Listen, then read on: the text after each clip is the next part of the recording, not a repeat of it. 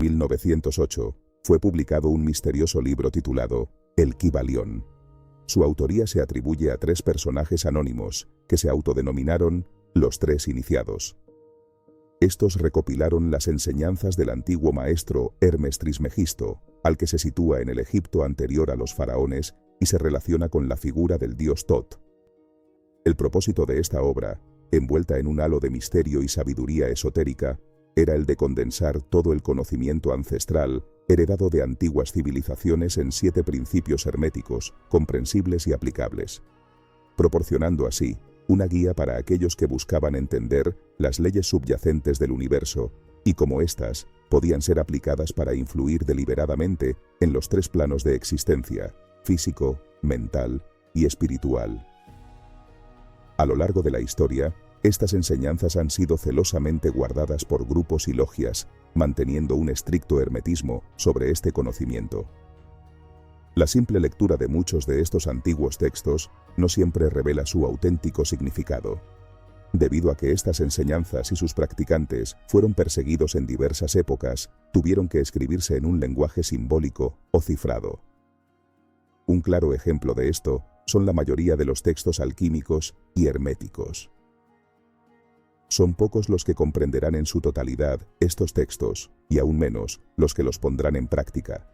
Si el conocimiento no se utiliza ni se expresa, se convierte en algo inútil, incapaz de aportar beneficio alguno a su poseedor. Es crucial no solo estudiar los axiomas y aforismos, sino también aplicarlos en la vida cotidiana. Cada individuo debe internalizar estos principios, practicarlos y aplicarlos, ya que solo se convierten verdaderamente en una posesión cuando se llevan a la práctica. Los principios herméticos son 7 y están todos entrelazados. El primer principio es el del mentalismo, del cual dependen y se derivan todos los demás.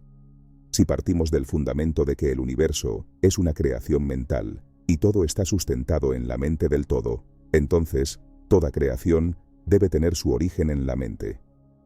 Según otro de los principios del Kybalión, el principio de correspondencia, así como el todo crea con su mente, nosotros también podemos crear con nuestras mentes. El principio de correspondencia postula que siempre existe una relación entre los distintos planos de existencia. Como es arriba es abajo, como es abajo es arriba. Establece que hay una armonía entre el plano físico, el plano mental y el plano espiritual.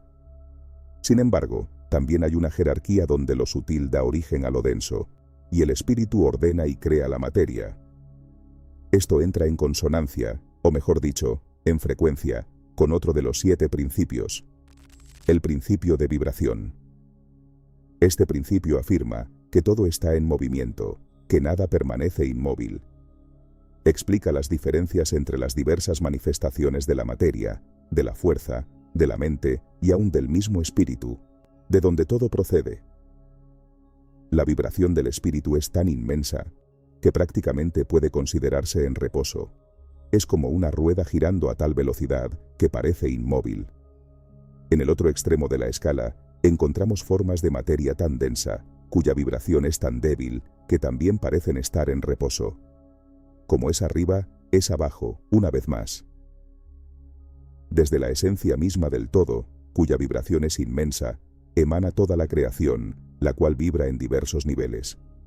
Son los niveles más bajos o de menor frecuencia los que dan origen a la materia. Todo esto confirma la naturaleza mental y sutil de la existencia. Al comprender estos axiomas, nos damos cuenta de que lo que vemos reflejado en nuestra existencia material es un subproducto de una vibración mental o espiritual. Por lo tanto, para influir y cambiar nuestro entorno y la realidad física que experimentamos, debemos cambiar la naturaleza de nuestros pensamientos, de nuestra mente, y alterar nuestro estado vibratorio. Aquí entra en juego otro de los 7 principios herméticos, el principio de polaridad.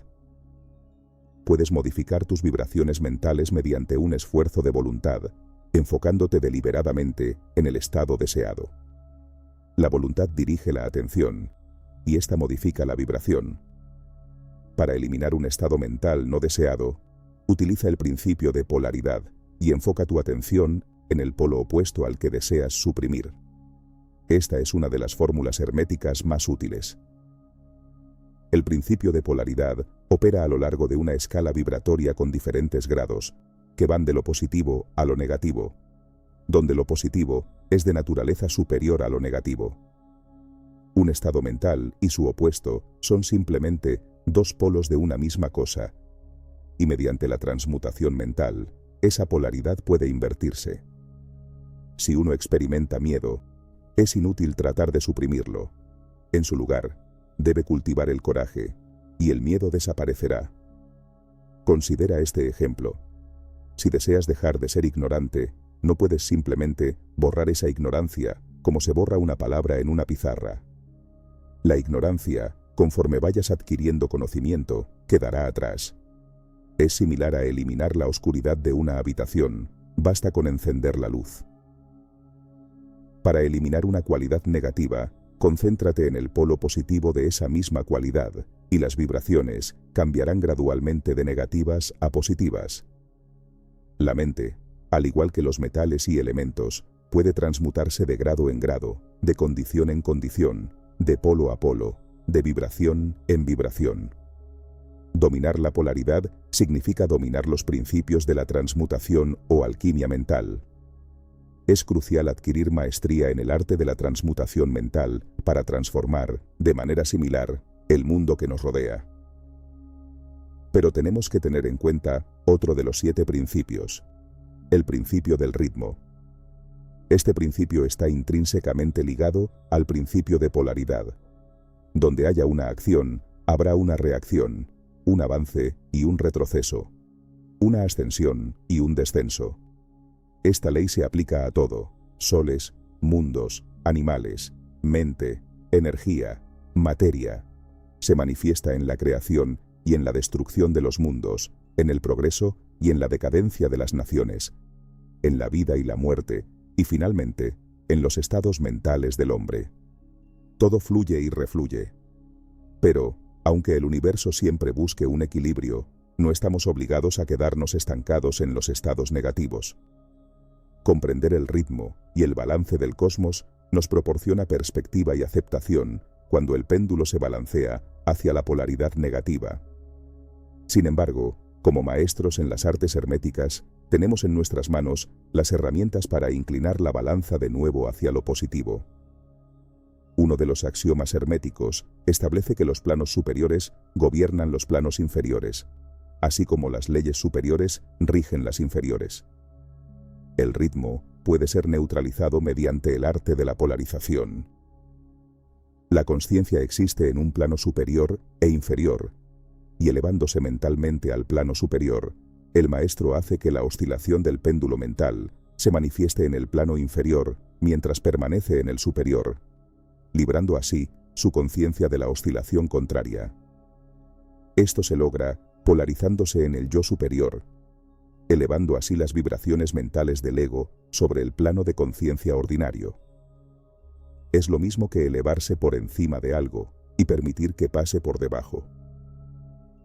Toda aquella persona que ha obtenido cierta maestría se polariza en el polo positivo de su ser, en el yo soy, más que en el polo de su ego, y rehusando y negando la operación del ritmo, se eleva sobre su plano de consciencia. Aplicando las leyes superiores, obtenemos dominio sobre las inferiores. Todos los individuos que han alcanzado cualquier grado de maestría personal practican esto, independientemente de si comprenden o no la ley.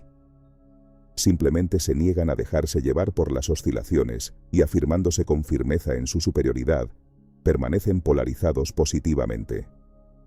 El maestro alcanza un mayor grado de perfección porque comprende perfectamente la ley que está dominando, y con la ayuda de una ley superior y mediante su voluntad, adquiere un grado de equilibrio y firmeza casi imposible de concebir por aquellos que son arrastrados por las oscilaciones de la emotividad. Comprende que todo en los planos inferiores es de naturaleza dual y, utilizando su mente, supera las adversidades. Sabe que, en última instancia, todo es Maya, una creación mental del todo, donde el ser se experimenta a sí mismo en innumerables formas y consciencias. Comprende, además, que no solo es una creación del todo, sino que es parte de él, que es esencialmente divino, un fractal del todo o de la fuente, espíritu eterno encarnado en esta existencia material con el fin de evolucionar, experimentar y recordarse a sí mismo. Sabe que, por el principio de fractalidad y de correspondencia, también tiene el poder de crear y moldear su propia realidad con la mente. Detrás de las enseñanzas transmitidas por diversos maestros y culturas ancestrales, como la hindú, el budismo, el hermetismo o por el mismo Jesús de Nazaret, yace el principio de la naturaleza mental o espiritual del universo. Si el universo es mental, es fácil deducir que la transmutación mental debe modificar y transformar las condiciones y los fenómenos del universo, y que la mente debe ser el mayor poder que tenemos para afectar estos fenómenos, para transmutar nuestras vidas.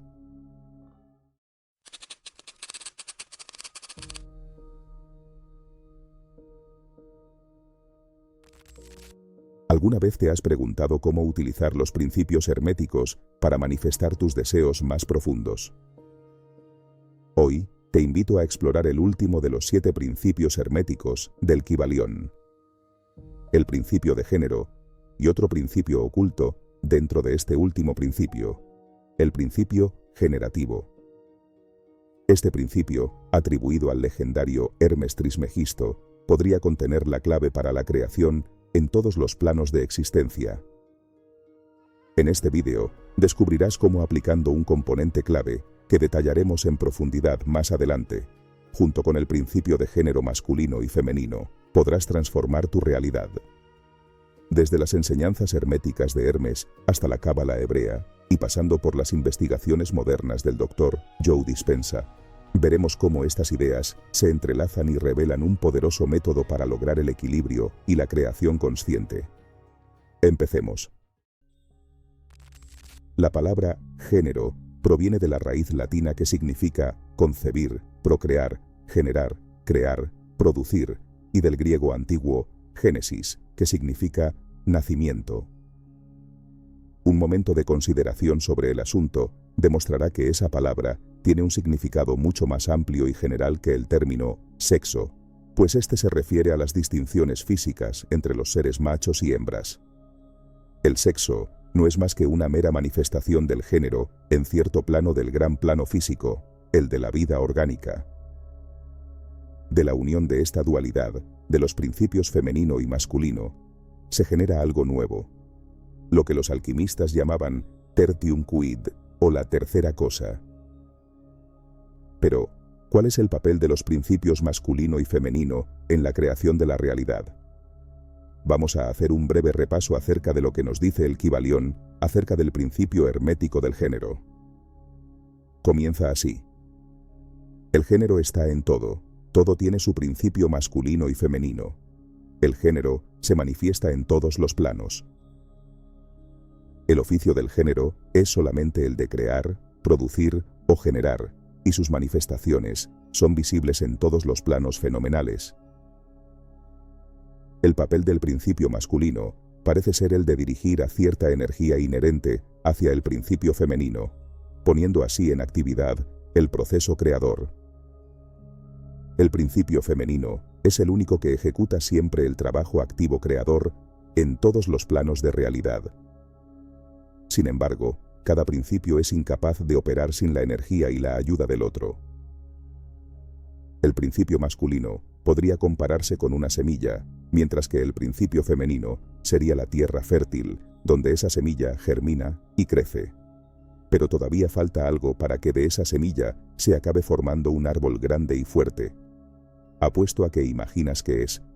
Más adelante lo detallaremos. Las enseñanzas herméticas comprenden en gran parte la operación de los 2 principios del género en la producción y manifestación de las diversas formas de energía y materia. A temprana edad, toda persona se da cuenta de que existe, lo que se denomina como autoconsciencia. Se da cuenta de la existencia de su yo. Yo soy, yo existo. Al principio, esto parece ser la palabra final de la consciencia, pero un examen más profundo revela que este yo soy puede dividirse en dos partes o aspectos distintos que, aunque trabajan juntos y en conjunción, pueden ser separados en la consciencia. Eventualmente, el discípulo adquiere la conciencia de un ser con dos aspectos: el yo y el mí. El mí es la parte mental donde se generan pensamientos e ideas, que a su vez desembocan en emociones y sentimientos, revelando su poder de creación y generación. Sin embargo, necesita recibir energía del yo o de otro yo para producir sus creaciones mentales y, por ende, sus acciones. El yo es la parte del ser que anhela algo, la semilla, la chispa del espíritu que nos impulsa, el deseo. A nivel físico, este yo, o principio masculino, mediante el corazón, emana sus vibraciones y nos pone en acción. Pero su emanación no acaba en nuestro cuerpo físico. Su campo magnético se expande por el campo y por resonancia, nos sincroniza con situaciones o cosas que resuenan a esa misma frecuencia. El estudiante se da cuenta de que su yo puede querer que el mí siga una línea creadora, permaneciendo como testigo de esa creación. Esta dualidad existe en todos. El yo es el aspecto del ser, el mí el de devenir. El devenir es el proceso mediante el cual algo se hace o llega a ser. El principio de correspondencia opera aquí como en la creación del universo. Como es arriba, es abajo; como es abajo, es arriba. Pero, ¿cómo se aplican estos principios en el plano físico y cómo lo podemos utilizar a nuestro favor para manifestar aquello que deseamos en nuestra existencia material? Cuando aplicamos conscientemente el principio de género y logramos que los principios masculino y femenino trabajen juntos, podemos generar y crear algo nuevo. Algunos autores, como Mark Passio, se refieren a un octavo principio que puede interpretarse como un aspecto oculto dentro del principio de género: el principio generativo. Este principio se deriva del principio de género y destaca que para crear cualquier cosa nueva es necesario el equilibrio y la interacción de ambos principios, masculino y femenino, y de algo aún más fundamental: el cuidado. El cuidado es lo que hará crecer y desarrollarse a la semilla que plantamos en la tierra fértil. Por muy sana que sea la semilla y muchos nutrientes que tenga la tierra, sin el cuidado necesario, la semilla nunca prosperará, sobre todo en las etapas más tempranas. La mayoría de las personas tienden a usar principalmente su principio femenino. Viven según las ideas de otros y permiten que otras mentes, el entorno, los medios de comunicación, etc., planten sus semillas en sus mentes, convirtiéndose en sus parcelas de cultivo. En lugar de utilizar su propia voluntad y principio masculino para generar su realidad a conciencia, actúan de una forma pasiva y esa energía masculina es tomada por la voluntad de otros. A veces, esto sucede sin mala intención, debido a personas magnéticas con una energía masculina muy potente que influye en las mentes a su alrededor. Sin embargo, en muchos casos, es una acción deliberada por parte del poder para mantenernos justo donde ellos quieren, ignorantes y ajenos a nuestro propio poder de creación. La clave de la creación de nuestra realidad reside en nuestra atención enfocada, sostenida y deliberada de manera consciente en algo. ¿En qué te estás enfocando? Porque aquello en lo que te concentras es lo que, en última instancia, se está generando, creando y desarrollando. El hecho de que no te enfoques en aquello que no quieres y no le prestes atención, no necesariamente te alejará de ello. Al no centrar tu enfoque en lo que deseas y mantenerte ignorante de lo que no quieres, es posible que lo veas manifestado en tu vida, porque otros lo manifestarán o lo atraerás inconscientemente. Como dice el Kybalión en su principio de polaridad, para eliminar algo indeseado de tu vida, no basta con ignorarlo, debes focalizarte en el polo contrario. No se puede eliminar la ignorancia al descuidarla. En su lugar, se debe adquirir conocimiento, focalizarse en su opuesto. La clave para manifestar y crear está en el cuidado. El cuidado debe entenderse aquí como aquello a lo que estás dedicando tu energía y enfoque. Es lo que realmente te importa lo suficiente como para invertir tu tiempo y atención, y para generar acciones dirigidas a ese deseo o propósito, y así verlo manifestado en tu mundo. La mayoría de las personas no se preocupa lo suficiente por lo que realmente está sucediendo en sus vidas. Tienden a culpar a su entorno, a sus jefes, a sus parejas, a sus traumas y a las circunstancias externas en general por lo que les ocurre. Como resultado, se vuelve muy difícil obtener lo que queremos o deseamos, ya que nuestra energía se dispersa y quedamos a merced de la corriente, sin un rumbo definido. Debemos anteponer ante todo nuestro corazón y aquello que deseamos, dándole el cuidado que se merece para que se desarrolle y sea generado y atraído a nuestras vidas. Al concentrar nuestra energía mediante nuestra atención y foco en lo que queremos, proyectamos nuestro principio masculino en la vasija del principio femenino, y estos, conjuntamente, inician el acto generativo de la creación y la atracción, junto con nuestras acciones. El principio creador generativo nunca deja de actuar, pero cuando no le damos el cuidado necesario, cuando no le prestamos la atención y el enfoque adecuados, vagamos sin rumbo. Así es como realmente funciona la ley de la atracción. El principio oculto dentro del principio de género es la dinámica del cuidado. Lo que nos importa a diario actúa como la fuerza motriz de nuestros pensamientos y acciones. Corazón, mente y acción, en ese orden.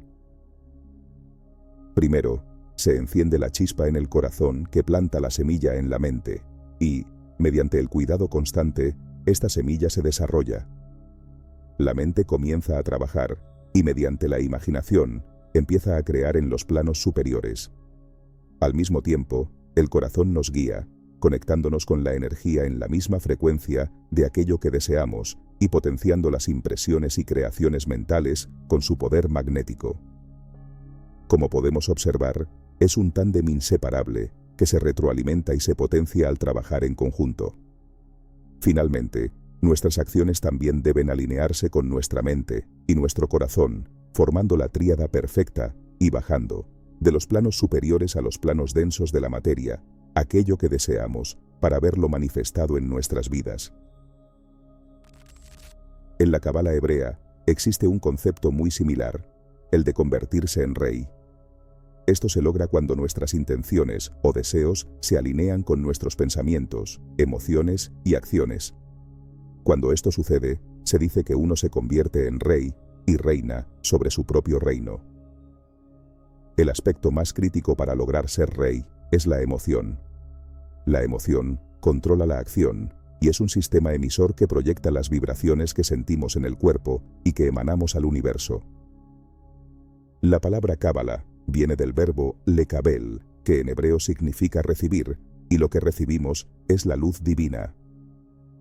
Los más grandes cabalistas de la historia han enseñado que esto se logra a través del foco en el corazón. El corazón se asocia a una sefirá, o una esfera del árbol de la vida que se conoce como Tiferet, de la cual se dice que es la sefirá más importante de todas. Es la que encontramos en el medio del árbol de la vida. A Tiferet o al corazón se le dice el rey del alma. Pero ¿quién es el rey? Rey se le dice a aquella persona que es capaz de dominar su cuerpo, su mente, sus emociones, es decir, que no se deja esclavizar por la culpa, por las pasiones y por influencias externas. Tiferet, el rey o el corazón, es el punto medio de la columna del equilibrio, lo que significa que la clave está en equilibrar cada aspecto de la vida y del alma. Se dice que cuando lo que se siente, lo que se piensa y lo que se hace trabajan en conjunto, Keter, la sefirá más alta que corresponde al plano superior de la mente y se traduce como corona, es decir, el espíritu o la luz divina, desciende al corazón. Al mismo tiempo, Malhut, que se traduce como reino y es la sefirá inferior que representa la materia, asciende al corazón. Es entonces cuando el rey es coronado para reinar sobre su realidad, es decir, sobre el reino material. En tiempos actuales, El renombrado escritor e investigador, Dr. Joe Dispenza, también ha hecho mucho hincapié en sus investigaciones sobre la coherencia entre la mente y el corazón en el ámbito de la manifestación. En su trabajo, Dispenza explora cómo la alineación de pensamientos y emociones puede influir en la realidad de una persona, sugiriendo que esta coherencia es clave para crear cambios positivos y alcanzar metas personales y materiales. Compara el corazón con una bomba en el cuerpo. ¿Qué hace una bomba?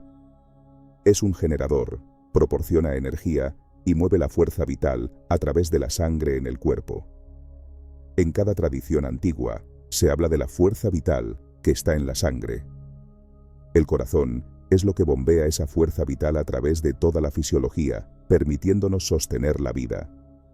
El corazón es el generador, la bomba, el centro del ser. Por importante que sea el cerebro, el corazón es, en última instancia, lo que genera la experiencia. Porque lo que nos importa influye en lo que pensamos diariamente, y por ende, en cómo nos comportamos y qué acciones tomamos o cuáles dejamos de tomar.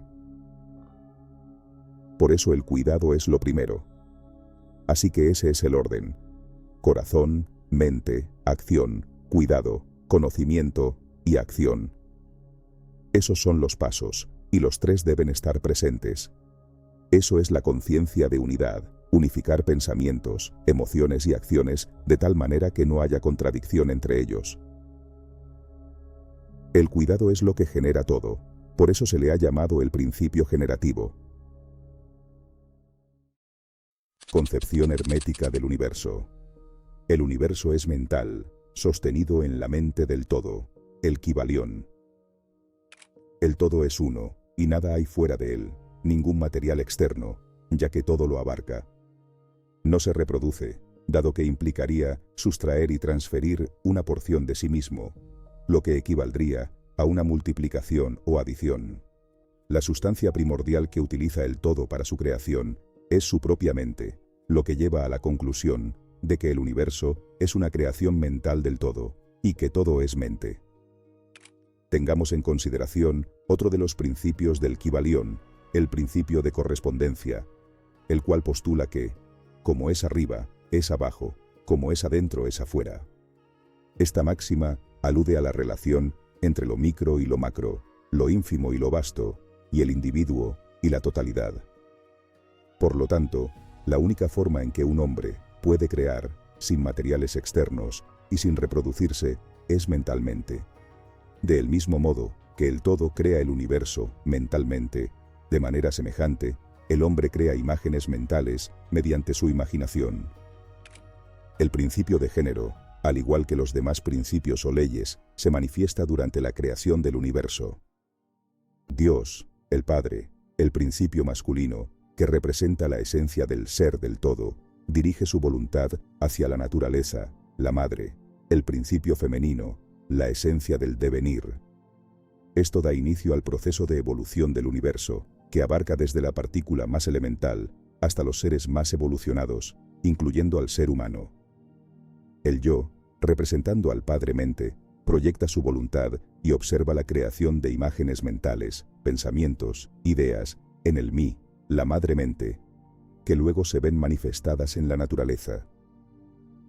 Los antiguos hermetistas usan la palabra meditación y también contemplación al describir el proceso de la creación mental del universo en la mente del todo. Pero la idea más exacta sería la del empleo de la atención divina. Atención tiene raíz latina, que significa extenderse, estirarse.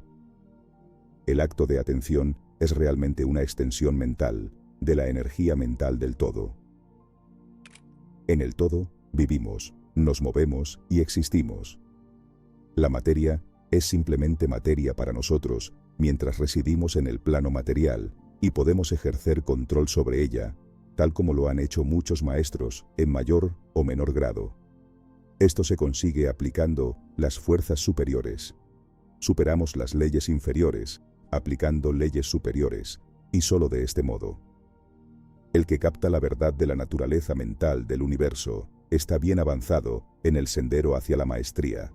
Sin esta llave maestra, la maestría es imposible, y el estudiante llama en vano a las muchas puertas del templo. El Kybalión. Se dice que cualquiera que se haga con esta llave maestra, con este entendimiento, encuentra un poder supremo.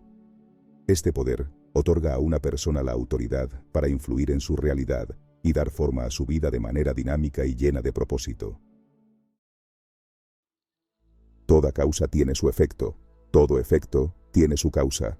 Todo sucede de acuerdo a la ley. La suerte o azar no es más que el nombre que se le da a la ley no reconocida. Hay muchos planos de causalidad, pero nada escapa a la ley. La causa y el efecto residen meramente en los sucesos. Un suceso o acontecimiento es lo que viene, llega u ocurre como consecuencia o resultado de un acontecimiento o evento anterior. Ningún acontecimiento es aislado, sino que es un eslabón en la gran cadena coordinada de sucesos que fluyen de la energía creadora del todo.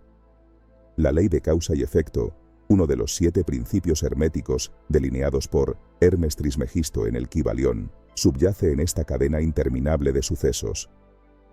El universo está tejido con infinitos hilos de causalidad y ninguno de nosotros puede escapar de su poderoso influjo. Todo lo que experimentamos en el presente tiene sus raíces en algún momento pasado, ya sea que hayamos sido conscientes de ello o no, ya sea en esta vida o en alguna otra. Cuando atribuimos algo a la mera casualidad, simplemente estamos reconociendo nuestra ignorancia sobre una ley que rige nuestro destino. En realidad, ese acontecimiento estaba destinado a ocurrir como resultado de nuestras propias acciones y decisiones, conscientes o inconscientes. Es reconfortante pensar que nuestras victorias son fruto de nuestras acciones, pero nos resulta más complicado aceptar que también hemos sembrado las semillas de las adversidades que enfrentamos. Nos cuesta entender cuándo y cómo hemos tejido lo negativo. Sin embargo, este principio nos ofrece la clave al revelarnos que las causas de nuestras experiencias son diversas, algunas arraigadas en el pasado y enterradas en lo más profundo de nuestra memoria. Estos eventos pueden haberse desencadenado en nuestra infancia o incluso en vidas pasadas. Además, heredamos influencias genéticas de nuestros padres, abuelos y bisabuelos, formando una cadena interminable. No podemos pasar por alto la influencia de la sociedad en la que crecimos, nuestra religión, la educación recibida, nuestro entorno laboral y las personas que nos rodean. Estos son solo ejemplos que muestran la diversidad de factores que moldean nuestra vida. Los planos de causalidad se forman a partir de los lugares, las personas y los eventos que han moldeado en nuestra mente patrones y creencias que consideramos verdaderos. Todo estudiante de metafísica debe examinar detenidamente el conjunto de información que ha recibido a lo largo de su vida consciente, discerniendo lo que elige retener en su mente y lo que necesita desechar. En este proceso, es crucial identificar qué pensamientos nos han transmitido nuestros familiares o la sociedad y cuáles hemos adoptado por elección propia. También es importante recordar qué pensábamos en el pasado y qué hemos decidido pensar ahora. Siempre tenemos la libertad de elegir en el momento presente, que es el único instante que realmente tenemos. Debemos tener presente que el llamado libre albedrío no es más que la oportunidad que se nos da para seleccionar nuestros pensamientos. En esta capacidad reside nuestro verdadero poder y así tomamos el control de nuestra vida. En este proceso de selección mental, es crucial ser responsables y evitar caer en la trampa de culpar a otros o a circunstancias externas por nuestra infelicidad. Así, muchos evitan asumir la responsabilidad de que una parte de sí mismos genera desdicha e infelicidad, postergando así la posibilidad de transformación y crecimiento. Hay quienes culpan al gobierno, a la economía, a su pareja, a su familia, a sus hijos, a sus jefes e incluso al clima, la humedad, el calor o el frío por su insatisfacción. Como nos enseñó el principio de correspondencia, todo lo que ocurre en el exterior refleja nuestro estado interior. Cuando algo externo nos causa descontento o sufrimiento, simplemente nos está recordando que hay una herida interna que necesitamos sanar. De lo contrario, no nos afectaría. es muy recomendable investigar el origen de las situaciones actuales. Por ejemplo, si nos encontramos en un periodo de soledad, no se debe simplemente a la mala fortuna o a la falta de encontrar a la persona adecuada para nosotros. Esa soledad encierra un significado en nuestra vida, es una lección que debemos aprender. La manera más directa de encontrar respuestas a los conflictos que enfrentamos es preguntarle a nuestro ser superior o Dios interno, preferiblemente en estado de meditación. Las respuestas que obtenemos suelen ser claras y concretas, a menudo resumidas en pocas palabras o en una sensación. Si cultivamos la práctica de la oración y la súplica, recordemos que esto es solo una parte del diálogo con lo divino. Mientras rezamos, estamos hablando a Dios, pero cuando meditamos, escuchamos su respuesta. La clave está en permanecer en silencio unos momentos después de orar y prestar atención a lo que recibimos internamente. Cuando nuestro yo superior responde a nuestras inquietudes y no nuestro ego, la señal inequívoca es la paz que nos invade. Las vicisitudes que parecen ensombrecer nuestra vida diaria encuentran su origen en este principio de causa y efecto. A lo largo de incontables reencarnaciones, hemos sembrado semillas que hoy germinan como nuestra realidad presente. Hay quienes en vidas pasadas sembraron generosidad y ahora cosechan la fortuna de su nobleza, siendo percibidos como afortunados. Por el contrario, otros han transgredido las leyes universales y se ven enredados en problemas y adversidades.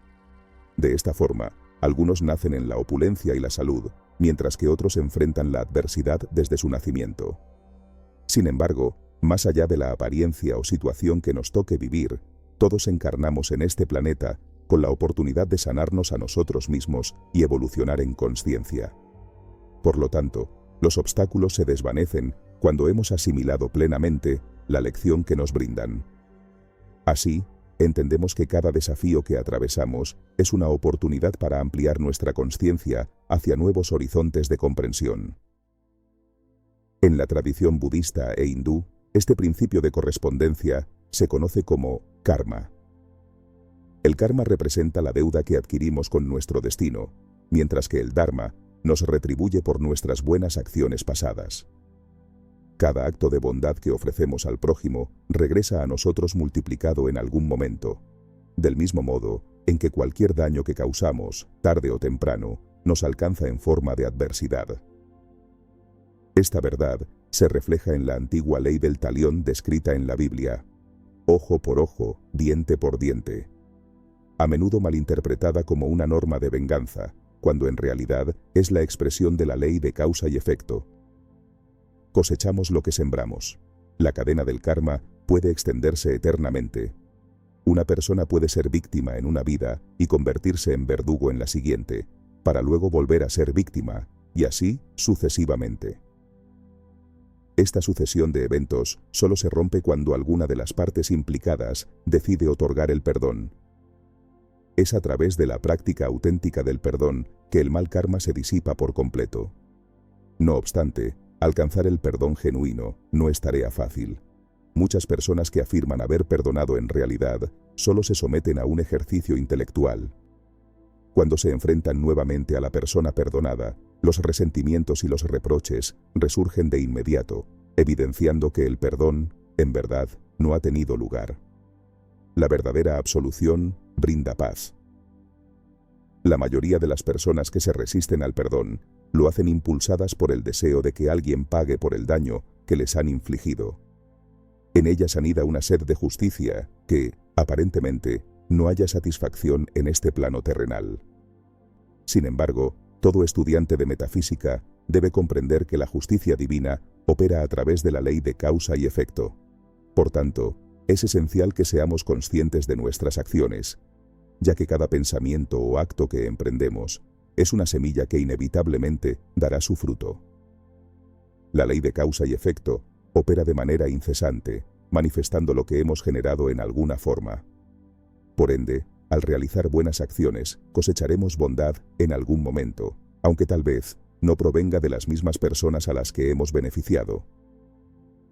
Este principio de causa y efecto está en constante movimiento y nadie puede escapar a su influencia. En última instancia, tendremos que saldar las deudas que hemos contraído o recibir con gratitud los beneficios de haber actuado correctamente en su momento. El proceso de saldar nuestras deudas kármicas se encuentra acelerado en esta nueva era. Lo que antes requería múltiples reencarnaciones para entender y redimir, ahora sucede en esta misma vida. Si hoy causo daño a alguien, es probable que deba enfrentar las consecuencias en un futuro cercano, no en alguna próxima vida o en las 10 siguientes. Este avance en la conciencia humana promete un aumento en el nivel de comprensión en toda la humanidad. Sin embargo, este proceso de transformación, que ya ha comenzado, aún necesitará muchos años para completarse por completo. En el proceso de esta evolución, nos daremos cuenta de nuestra unidad intrínseca, de que todos somos parte de un único ser. En otras palabras, somos todos hijos de Dios y formamos parte de una sola entidad. Por eso, es crucial que nos ayudemos mutuamente y practiquemos el perdón. Debemos adaptarnos a estos cambios cósmicos para fomentar el amor y contribuir al despertar de la conciencia en nuestro planeta. Un verdadero metafísico utiliza sus conocimientos para su propio crecimiento y para servir a los demás. Pero, ¿de dónde proviene el karma? Para responder a esta pregunta, debemos retroceder hasta los inicios de la humanidad. El ser humano fue creado a imagen y semejanza de Dios, pero desde que obtuvo su poder creador, concibió un ente aparentemente separado de su creador, el ego. Nuestro ego nos hace creer que estamos separados del resto, que tenemos una identidad única y una posición social y familiar exclusiva, entre otras cosas. Nos lleva a sentirnos especiales y únicos, y hace todo lo posible por demostrarlo. Por otro lado, nuestro espíritu nos dice que todos somos uno, que la separación es solo una ilusión. La sensación de separación nos hace sentir culpables, y esa culpa busca castigo. Cada vez que nos culpamos por algo, nuestra mente crea el castigo correspondiente, ya sea soledad, problemas financieros, enfermedades, conflictos familiares o de pareja, entre otros. Pero la culpa no se queda solo en nosotros.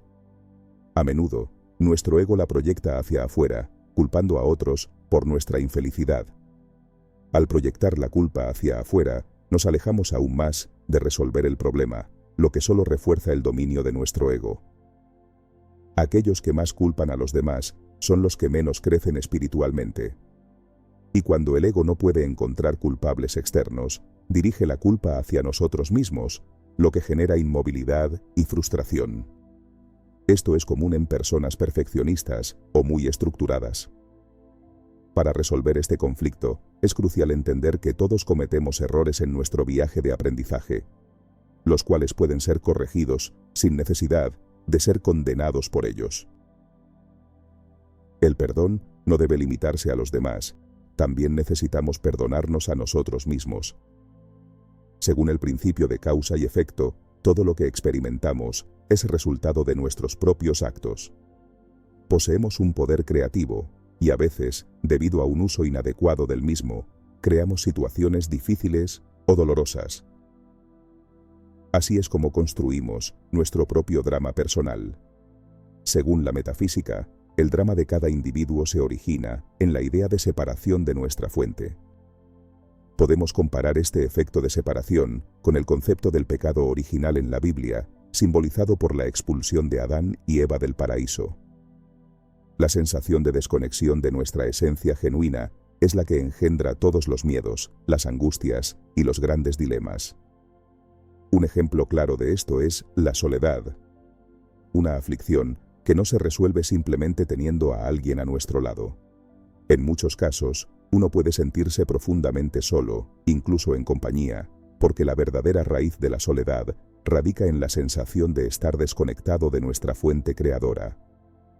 Solo al reparar esta conexión, podemos experimentar plenitud, completitud y felicidad.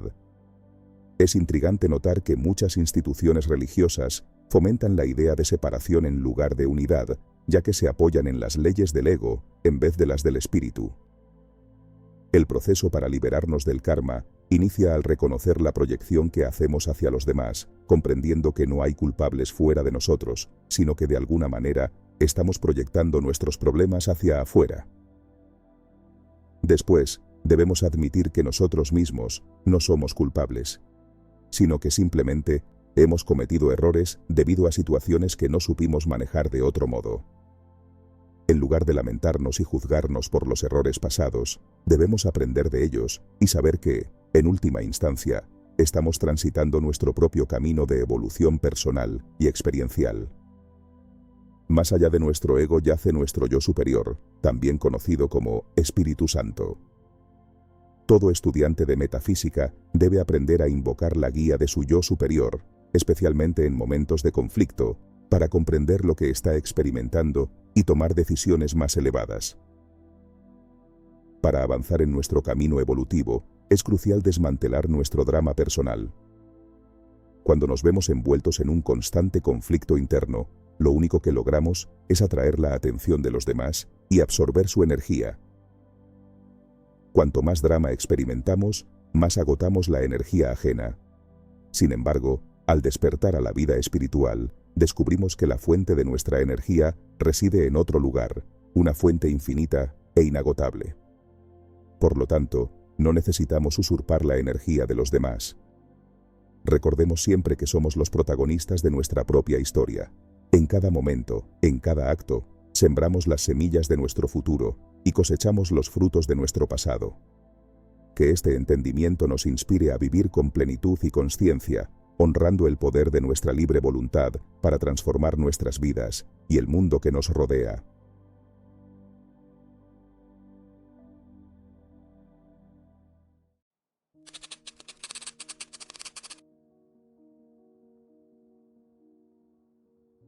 Los interesados en ocultismo, esoterismo y espiritualidad seguramente reconocerán la frase «como es arriba, es abajo».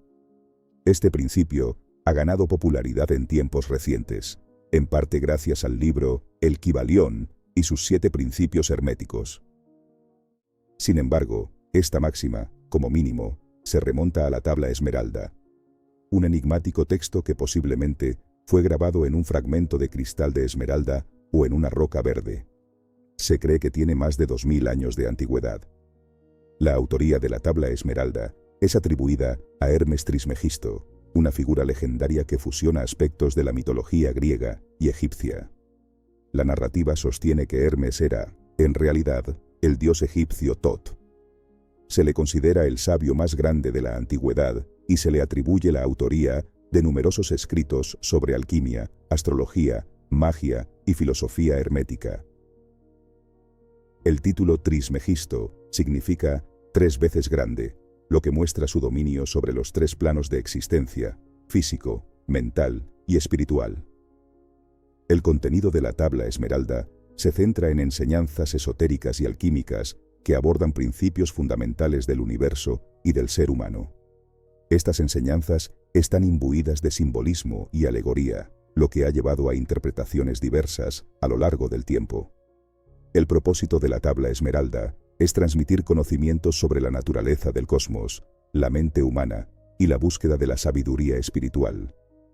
Se cree que el texto contiene instrucciones para la transmutación espiritual y alquímica, guiando al buscador hacia una comprensión más profunda de sí mismo y del universo.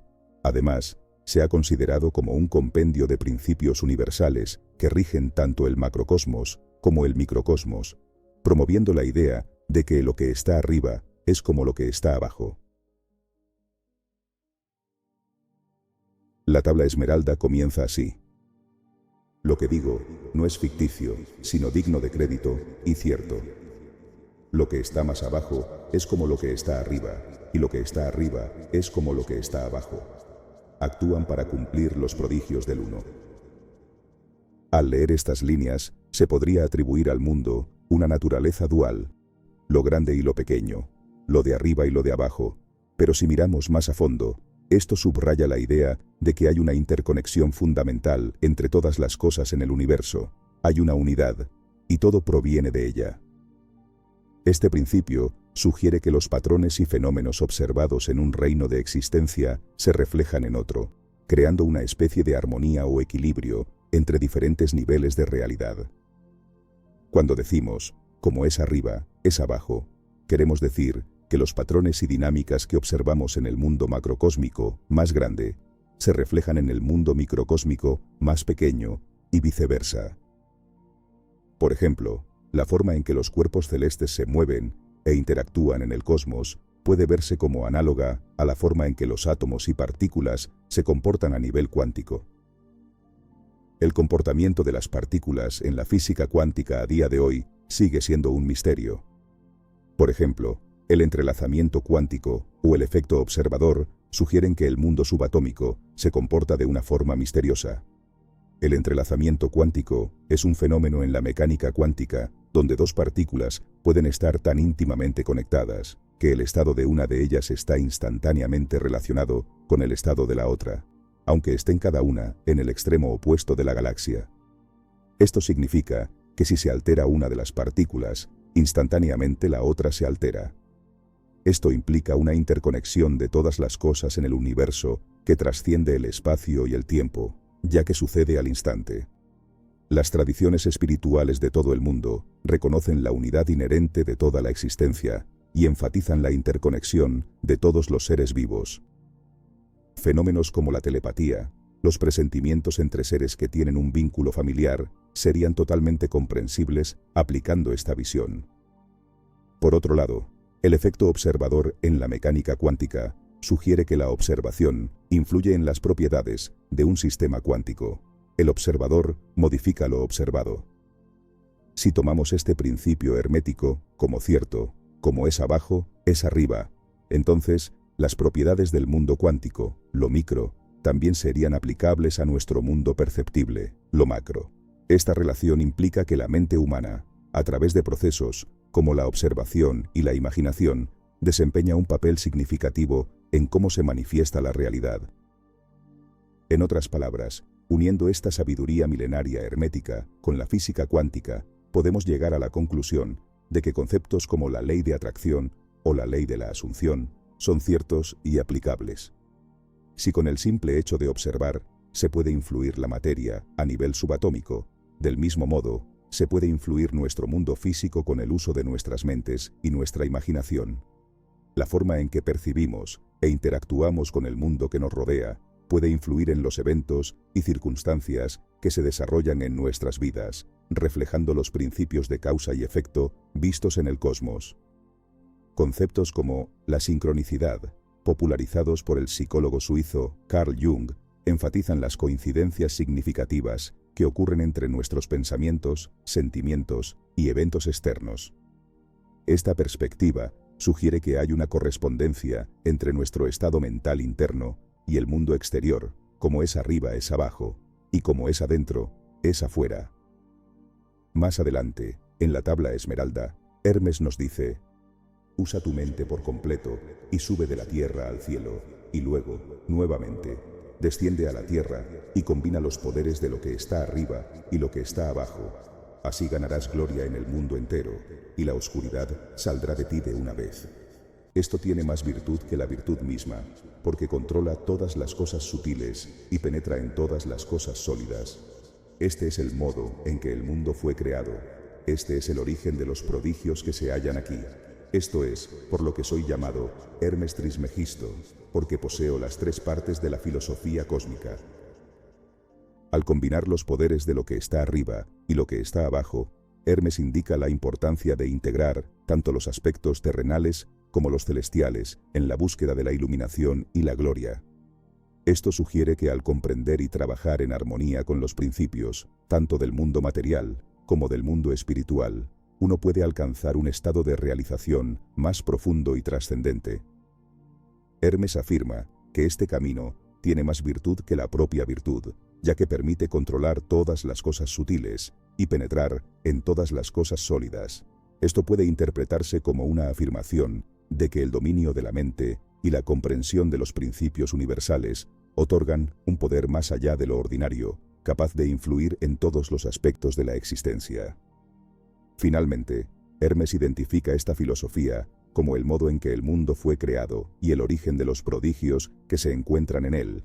Al hacerlo, reclama su título de Hermes Trismegisto, sugiriendo que posee conocimientos profundos en las tres partes de la filosofía cósmica: la mente, el espíritu y la materia. En resumen, Hermes nos está invitando a explorar el potencial completo de nuestra mente y nuestra conexión con el universo para alcanzar un estado de realización y comprensión más elevado. Desde una perspectiva cósmica, todas nuestras acciones y aspiraciones se vuelven sagradas, reflejando la grandeza de lo divino en cada una de nuestras búsquedas en la vida. En este sentido, el simple acto de existir se convierte en una expresión de lo sagrado, ya que estamos imbuidos con la chispa misma de lo trascendente. En el ámbito espiritual, es fundamental evitar la tendencia a menospreciar las necesidades y aspiraciones cotidianas que tenemos cada uno de nosotros, reconociendo que cada búsqueda, cada anhelo, es parte de nuestra experiencia humana y por lo tanto merece ser valorado y respetado. A menudo, nos encontramos atrapados en la dicotomía entre lo material y lo espiritual, dividiendo nuestras vidas en compartimentos estancos. Si una persona busca la abundancia económica, normalmente se le etiqueta como materialista, como si el dinero y la espiritualidad estuviesen reñidos. Sin embargo, esta división es meramente ilusoria, ya que vivimos en un mundo donde lo físico y lo metafísico están entrelazados. El principio de dar a cada uno lo que le corresponde, como lo enseñó Cristo, nos recuerda que nuestra existencia abarca tanto lo terrenal como lo celestial. Este principio de correspondencia es muy profundo. Al explorarlo, se puede hallar una sabiduría muy elevada acerca de cómo funciona el universo y sobre nuestra propia naturaleza. En las primeras líneas de la tabla esmeralda se dice: lo que está más abajo es como lo que está arriba, y lo que está arriba es como lo que está abajo. Actúan para cumplir los prodigios del Uno. Como todas las cosas fueron creadas por la palabra del Ser, así todas las cosas fueron creadas a imagen del Uno. Lo que se nos intenta transmitir aquí es fundamental. Al afirmar que todas las cosas fueron creadas a imagen del Uno, Hermes está sugiriendo que existe una unidad subyacente en toda la creación, y que esta unidad se manifiesta en la diversidad del universo. Esta unidad cósmica implica que todas las cosas están interrelacionadas y que en última instancia provienen de una misma fuente primordial. Si lo que está arriba es como lo que está abajo, y viceversa, y nosotros estamos hechos a imagen y semejanza del Uno, de Dios, entonces debemos poseer la misma capacidad creativa con la que fuimos creados. Hermes nos indica: todas las cosas fueron creadas por la palabra del Ser. Una idea que resuena con Juan, versículo 1, capítulo 1 en la Biblia. En el principio era el Verbo, y el Verbo era con Dios, y el Verbo era Dios. Esto nos muestra el poder creativo implícito en nuestras palabras. Te dejo aquí arriba un video, donde profundizo sobre ello. Dios, o la unidad, a través de su propia intención e imaginación, dio origen a toda la materia. Este concepto nos conduce a otro principio fundamental, hermético, plasmado en el Kybalión, el principio del mentalismo. Toda esta creación, incluyéndonos a nosotros como seres humanos, es el resultado del poder creativo y la imaginación de Dios, o del todo. En Él habitamos, y de Él somos parte.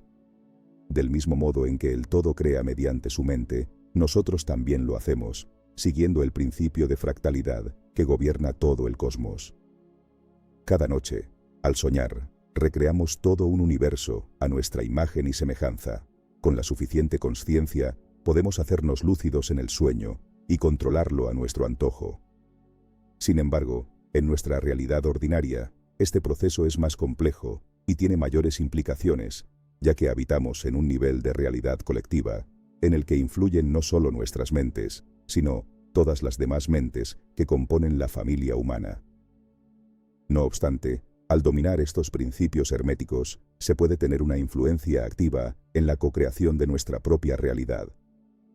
Así lo han demostrado innumerables sabios, místicos, magos y yogis que han exhibido milagros, prodigios y gestas que desafían lo común y lo ordinario. La antigua práctica de la alquimia tenía como objetivo transformar el plomo en oro, pero simbólicamente representaba la búsqueda de la transmutación interna hacia la iluminación. La tabla esmeralda encierra este poder interior que puede alcanzarse a través de la unión de lo que está arriba y lo que está abajo, de la mente y el corazón. Cuando la mente y el corazón se unen con el espíritu, que es la fuerza divina y creativa que reside en nosotros, es cuando podemos crear prodigios en nuestras vidas. Y al igual que Hermes Trismegisto, dominamos los tres planos, convirtiéndonos en los creadores activos de nuestra propia vida.